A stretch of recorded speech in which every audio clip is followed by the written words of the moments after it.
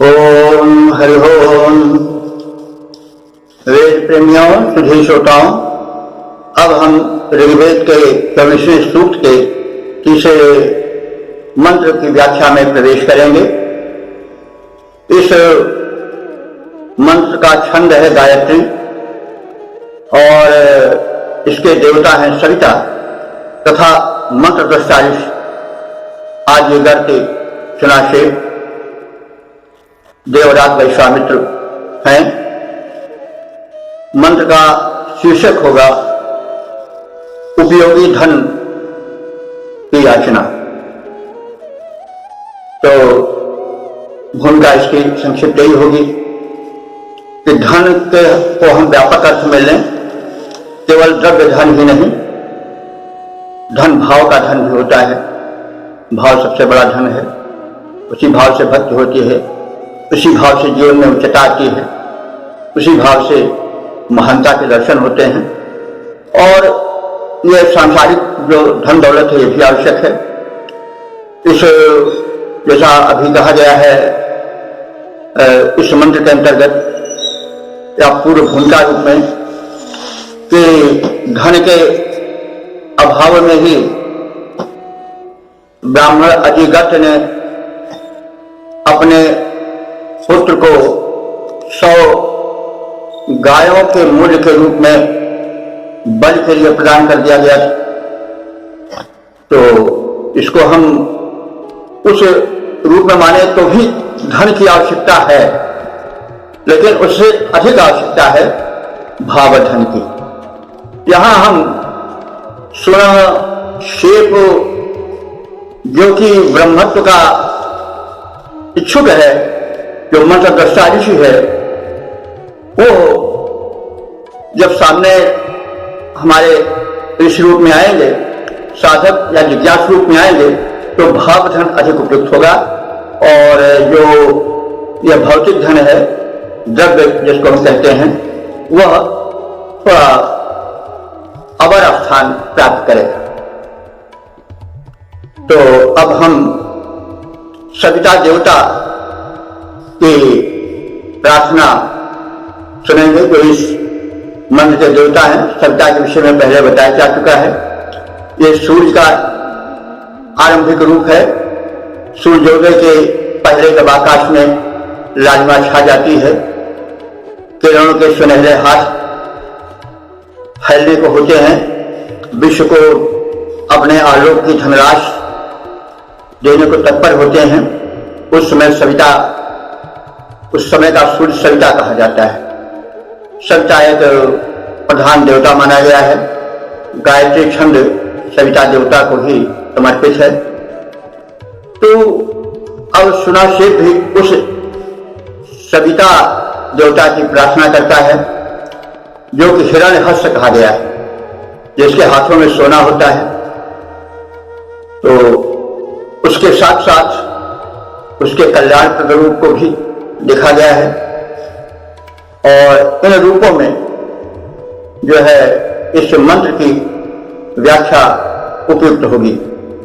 मंत्र इस प्रकार से है, अभित्वा देव सवितर्भीषाणं भार्याणां सदानवान् भागमीमहे। छंद गायत्री है। इसमें यह बात सविता की प्रार्थना के साथ कही जा रही है कि सदा अवन सविता देव। सदा अवन माने हमेशा रक्षा में तत्पर रहने वाले सविता देवता। विशेषण बड़ा उपयुक्त है, क्योंकि सुनाशेप को रक्षा की आवश्यकता है। रक्षा, अगर हम उस पौराणिक प्रसंग को देखें तो उस वध से, आध्यात्मिक में देखें तो उस पाश से जिसमें कोई जकड़ा हुआ है, जो जिनका के वर्णन पहले किया जा चुका है, उन सब पाशों से मुक्ति के लिए रक्षा की आवश्यकता है। सविता देव जो है वह रक्षक देवता हैं, इसलिए उन्हें अवन सविता देव कहा गया है। रक्षक या रक्षण में नित्य संलग्न रहने वाले देवता सविता। आप कैसे हैं? वर्याणाम ईशानम। वर्याणाम माने वो धन जो बड़ा उपयोगी है, और जिसका रहना बड़ा आवश्यक है, उसके ईशानम माने स्वामी है। आपके अधिकार में वो धन है जो जीवन के लिए बड़ा आवश्यक होता है। तुम स्वीकार करने योग्य वर्णनीय भाव धन के स्वामी हो। भागम अभिमहे, उपभोग योग्य उस धन के भाग को हम इमहे माने इच्छा करते हैं, आपसे चाहते हैं। भागम का अर्थ हुआ कि धन का वो भाग, वो हिस्सा जो हमारे पास आकर के हमारे जीवन को उपयोगी बनावे। वह द्रव्य के रूप में भी हो सकता है और वह भौतिक धन के रूप में भी हो सकता है, लेकिन यहाँ वह उपासक है, इसलिए भावधन अधिक उपयोगी होगा। तो अब हम इसका सामान्य अर्थ जाने।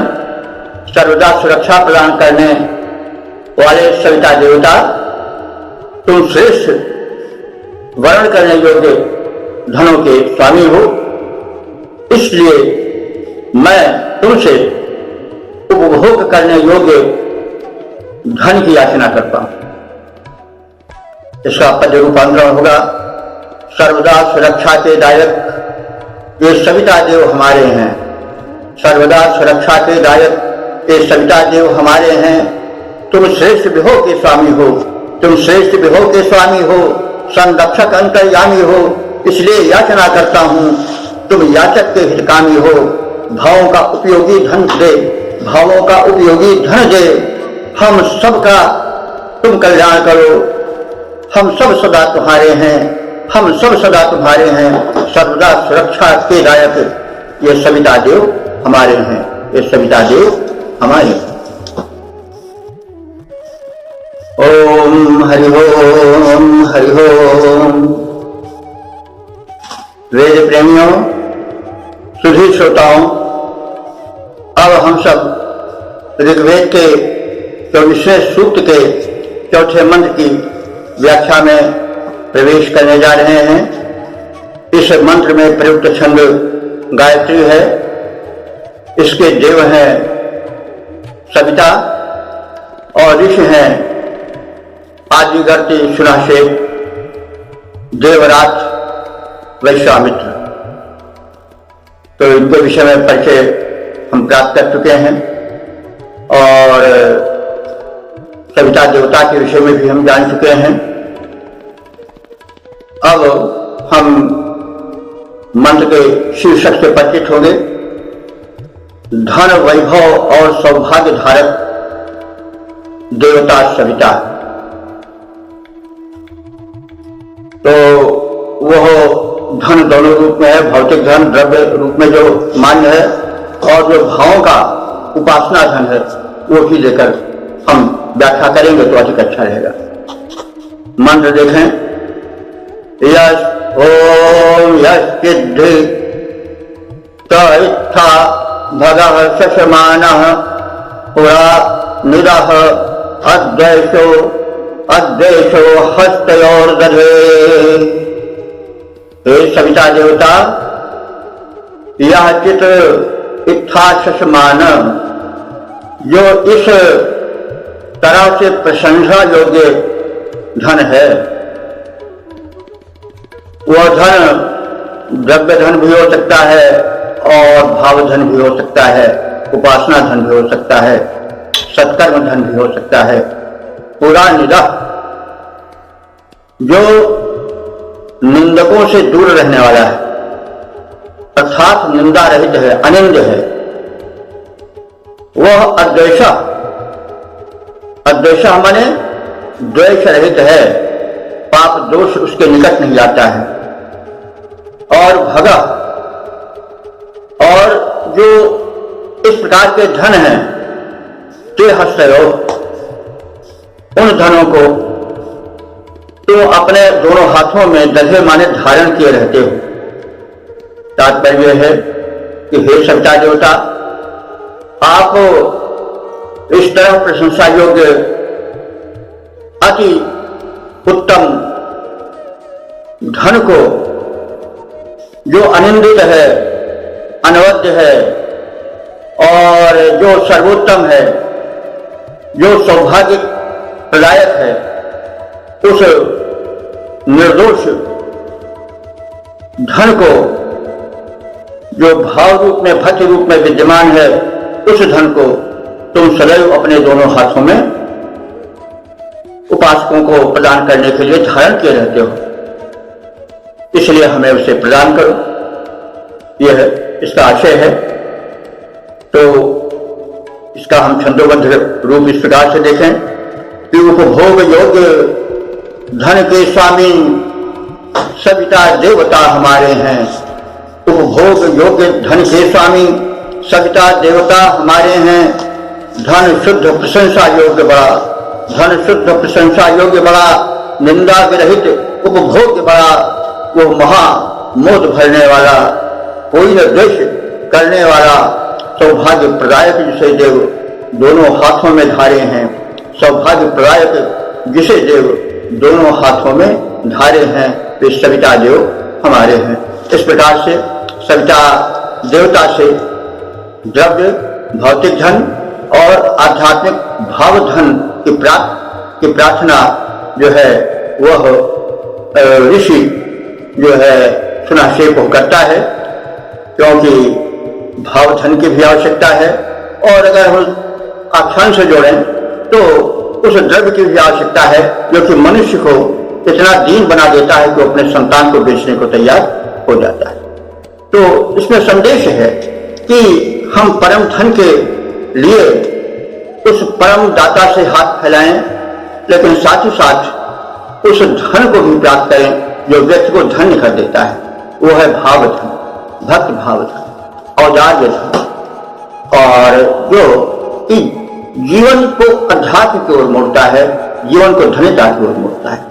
इस प्रकार से यह अन्य जो सहायक देव थे, जिनके माध्यम से सुनाशेप वरुण देव तक पहुंचना चाहता, उस परम देव तक पहुंचना चाहता, जो बंधन प्रदायक है और जो किसी दुष्कर्म स्वरूप अपने पाश में बांध करके दंड देता है, तो उस तक पहुंचने के लिए इन तीन देवों की पहले प्रार्थना की गई। पहले की गई का प्रजापति की, जो आनंद स्वरूप हैं और आदि देव हैं। उसके पश्चात अग्नि देवता की, जो अग्रगण्य हैं, उनकी प्रार्थना की गई। फिर सविता देव की, जो सुख, सौभाग्य, आरोग्य आदि धन के प्रदाता हैं।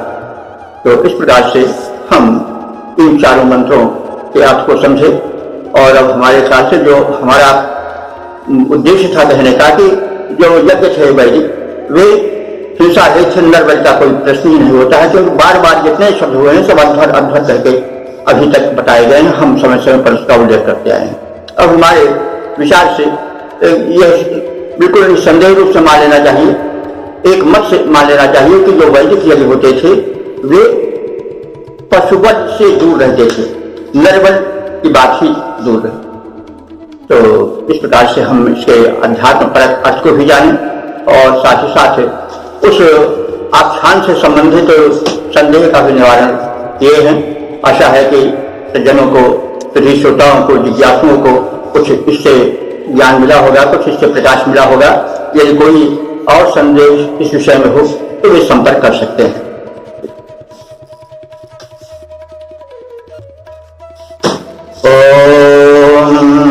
हरि ओम। वेद प्रेमियों, सुधी श्रोताओं, संप्रति हम ऋग्वेद के प्रथम मंडल के 24वें सूक्त के 5वें मंत्र की व्याख्या में प्रवेश कर रहे हैं। मंत्र गायत्री छंद में निबद्ध है। इसके दृष्टा ऋषि हैं आजीगर्त, सुनाशेप, देवरात वैश्वामित्र और देवता सविता है। सविता प्रेरक देवता हैं। उनकी प्रार्थना इसलिए की जा रही है कि वे प्रेरणा करें कि हम बंधन के निवारक वरुण देव तक पहुंच सकें। तो इस मंत्र का शीर्षक होगा सविता के संरक्षण में अभीष्ट की प्रार्थना। मंत्र इस प्रकार से है। ओम भगभक्तस्य ते वयं मुदशेम तवावसा मूर्धानं राय आरभे।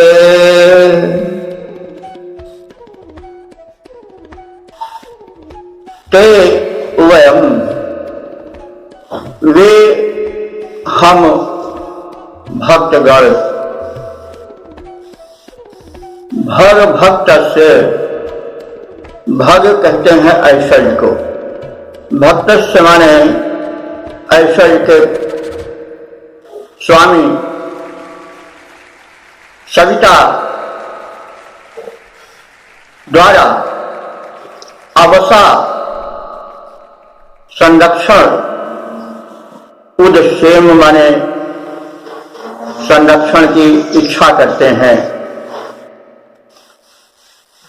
अश्वे राया मूर्धानम हमें राया कहते हैं समृद्ध, तो मूर्धानम माने शिखर पर पहुंचने में हम सहायक हों और हम आरभे उस समृद्धि के शिखर पर आरूढ़ होकर के सत्कर्म कर्तव्य पालन को भली भांति आरंभ कर दें। तो इस मंत्र का अर्थ यह हुआ कि हे सविता देव, आप प्रेरक देवता हो, हम आपके संरक्षण में आपके ऐश्वर्य की छाया में उत्कर्ष प्राप्त करें, निरंतर ऊर्ध्वारोहण करते रहें, जीवन में समुन्नत होते रहें और समुन्नत के शिखर पर आरूढ़ होकर ही वहां हम कर्तव्यों का भी पालन करते रहें। प्रायः देखा जाता है कि जब उन्नति के शिखर पर व्यक्ति आरूढ़ हो जाता है तो वह कर्तव्यों के प्रति शिथिल हो जाता है। ऐसा होना नहीं चाहिए। जो प्रार्थी जीव है वह प्रेरक देवता से प्रार्थना करता है कि हम उन्नति के अंतिम शिखर पर आरूढ़ हों, लेकिन वहां हम अपने कर्तव्य को मत भूलें। तो यहां पर भक्त जो है, जो उन्नति चाहता है, आध्यात्मिक शिखर पर चढ़ना चाहता है और बंधनों से मुक्ति चाहता है, जो त्रैताप के रूप में है और ऐशा के रूप में है, वह एक अपनी इच्छा प्रकट कर रहा है जो इस मंत्र में प्रकट हुई है।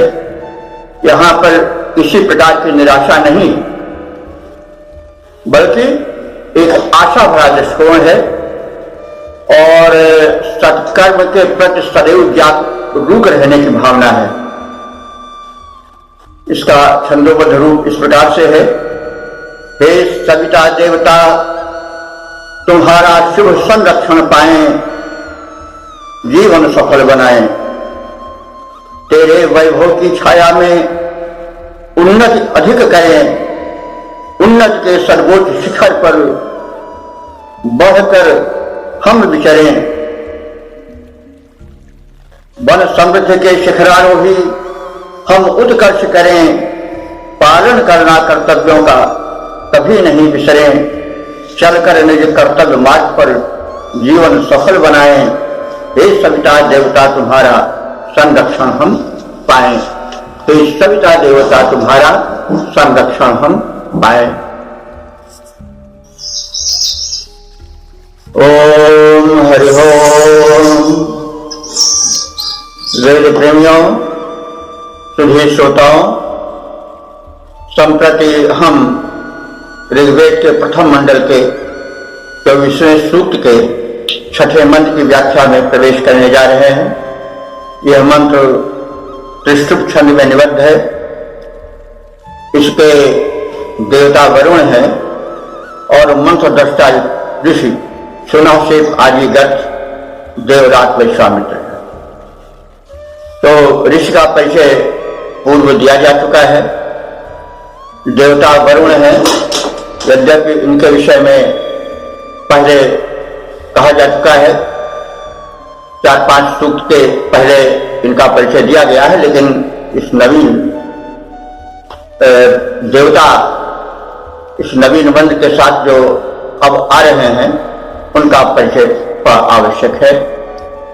तो जो देवता है वो वरुण है और वरुण देवता वरुणीय है, इसलिए वरुण है, व्यतिरिक्त वरुण है। ये सृष्टि में जो एक नियम है, व्यवस्था है, उस व्यवस्था के ये संरक्षक हैं, क्योंकि व्यवस्था नियम यदि संरक्षित न हो तो सृष्टि में या किसी भी शासन में एक अव्यवस्था फैल जाएगी। तो वरुण वो शक्ति है जो व्यवस्था को स्थापित किए रहता है। वरुण के पास पाश है, जिससे कि वह अपराधियों को दंड देता है, और जो सुनाशेप है वह पाशबद्ध है। पाश के विषय में पहले बताया जा चुका है। उस पाश में अर्थात जो तृष्णाओं के पाश हैं, जो विकारों के पाश हैं, उनसे बंधा हुआ है, और वह सुनाशेप रूपी साधक जो आगे बढ़ना चाहता है उसे ये पाश जो है वो बढ़ने से रोकते हैं। इसलिए इस पाश को जो डाले हुए है उस देवता की प्रार्थना आवश्यक है। तो वरुण है, वरुण शक्तिवान है, तो उसकी प्रार्थना की जा रही है, और प्रार्थना के क्रम में वरुण के अपार बल वैभव और विक्रम का कथन किया जा रहा है। तो वरुण के अपार बल और विक्रम का कथन इस मंत्र का शीर्षक है। तो अब हम मंत्र को देखें। न हि ते क्षत्रम न सहो न मन्युम वायुश्चनामि न तयन्त आपुः न वयन्तयापुः नेमायापो अनिमिषं चरन्तीर्न ये वा तस्य पमिनन्त वग्भम्। हे वरुणदेव, ते क्षत्रम, तुम्हारे शासन को, तुम्हारे बल विक्रम को पतयन्तः अमी वया, पतयन्तः माने आकाश में उड़ते हुए गरुड़ादि सबल पक्षीगण भी नहीं पार पा सकते हैं। तो आकाश में उड़ने वाले पक्षी आकाश पर अधिकार किए रहते हैं, अपने बलवेग के कारण बड़े प्रबल माने जाते हैं, लेकिन तुम्हारी गति इतनी प्रबल है कि वे गरुड़ आदि, शेर आदि जो पक्षी हैं, वेगशाली हैं, वो भी तुम्हारे वेग को पिछाड़ नहीं सकते हैं, उसका पार नहीं पा सकते हैं। और तुम्हारा वेग कितना अधिक है, तुम्हारा सह कहते हैं बल को, सह माने बल होता है। तो तुम्हारे सह को, तुम्हारे बल को न जो है वो निरंतर बहने वाली जलधाराएं ही लांघ सकती हैं, न वायु न अंतरिक्ष में संचरण करने वाला प्रबल वायु वेग ही तुम्हारे वेग को पिछाड़ सकता है। और जो ये समग्र बल वेग वाले प्राणी हैं आकाश में, चाहे वे गरुड़ आदि हों, पृथ्वी पर चाहे प्रबल वेग से बहती हुई सरिताएं हों, अथवा क्यों न प्रभंजन रूप में व्याप्त वायु हों, ये सब के सब तुम्हारे बल वेग को, तुम्हारी शक्ति को पछाड़ नहीं सकते। तो इस प्रकार से हे वरुण देव, तीर्थक्षत्रम तुम्हारे शासन और तुम्हारे बल को सहो माने बल को, और मन माने तुम्हारे क्रोध को, ये बहती हुई सरिताएं, आप और ये उड़ते हुए वेगशाली पक्षी गरुड़ाज, ये प्रमिनंती पिछाड़ नहीं सकते हैं, रोक नहीं सकते हैं तुम्हारे अभ्भम माने तुम्हारे बल को। अभ्भ कहते हैं बल वेग। तुम्हारे बल और वेग को न तो आकाश के पक्षी, न अंतरिक्ष में अथवा भूमंडल पर बड़े वेग से बहने वाले प्रभंजन पवन आदि, और न ही सरिता के रूप में प्रवाहित जल प्रवाह ही रोक सकते हैं। यानी तुम्हारा जो बल वेग और मनु माने क्रोध है, वो निवारणीय नहीं है, वह प्रबल है, वो किसी के द्वारा रोका नहीं जा सकता है। तो तुम्हारी इस प्रकार से महिमा है, तुम इतने महिमा मंडित हो, इतने बलशाली हो कि अगर क्रोध किए तो तुम्हारे क्रोध को कोई रोक सकता है, तुम अगर गतिशील हुए तो तुम्हारे गति को, तुम्हारे वेग को कोई नहीं रोक सकता है। तो इस प्रकार से प्रथम महिमा मंडित किया वरुण देव के बल विक्रम को बता करके सुनाक्षेप ने। हम इस अर्थ को, इस व्याख्या को सरसरी निगाह से एक बार देख लें। हे वरुण देव, ये उड़ने वाले पक्षी तेरे पराक्रम का पार नहीं पा सकते हैं, तुम्हारे वेग को बहने वाली नदियां और अन्य झरने आदि जल प्रवाह जो हैं वो भी नहीं रोक सकते हैं। सतत प्रवाहमान पवन भी यदि प्रभंजन का रूप धारण कर ले, तूफान बन जाए, तो भी तुम्हारी गति को नहीं रोक सकता है, न उसकी बराबरी कर सकता है। और इस प्रकार से तुम्हारा जो सामर्थ्य है वो अप्रतिहत है, न रोका जा सकने वाला है। तो हम आप इस महिमाशाली देव की प्रार्थना करते हैं। तो प्रार्थना में, स्तुति में प्रथम जो स्तुत्य होता है उसके बल विक्रम का ध्यान कराना होता है। और स्तुति का अर्थ ही है गुण कथन। जो जिसकी स्तुति किए जाए उसके गुण, उसके पराक्रम, उसके धर्म का कथन किया जाए, यही स्तुति का अर्थ होता है। और उस स्तुति के करने से लाभ यह होता है कि जिसकी स्तुति की जा रही है उसमें उसके बल का संचरण हो जाता है। ये हम जानते हैं कि जिसकी बड़ाई कीजिए तो उसमें अवश्य प्रशंसा को सुन करके एक प्रशंसक के प्रति या प्रार्थना करने वाले के प्रति एक भाव आ जाता है, हित वाला, मैत्री वाला भाव आ जाता है। तो इसलिए सर्वप्रथम ये जो संक्षेप है इसने प्रार्थना की। इसके पूर्व जो प्रार्थना की गई हैं सविता देवता की, सविता देवता ने सुझाया कि आप अपने कष्ट मोचन के लिए वरुण देव से प्रार्थना करो। इसलिए सुनाक्षेप ने वरुण देव के बल विक्रम का कथन करते हुए और उनके बल का स्मरण कराया। इसके पश्चात वे फिर अपने कष्ट का जो है प्रस्तुतिकरण करेंगे, जैसा कि नियम होता है। तो अब हम इसका छंदोबद्ध रूप देख लें। हे वरुण देव तेरी महिमा तेरा बल विक्रम है अपार। हे वरुण देव तेरी महिमा तेरा बल विक्रम है अपार।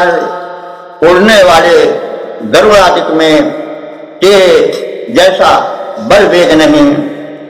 तुझ सा न पराक्रम है उनमें, तुझ सा न ऊर्जा, तुझ सा ऊर्जा उद्रेक नहीं, तुझ सा ऊर्जा उद्रेक नहीं। तेरी न तीव्र गति पा सकती, तेरी न तीव्र गति पा सकती ये सतत प्रवाहित धाराएं, ये प्रबल प्रभंजन भीन वेग को तेरे कभी लांघ पाए। तीनों लोकों में कहीं नहीं तुम जैसा बल विक्रम प्रसार। तीनों लोकों में कहीं नहीं तेरे जैसा बल विक्रम प्रसार। तो इस प्रकार से प्रार्थना करके सुनाशेप ने वरुण देवता को अपने रक्षण के लिए तैयार करने की चेष्टा की।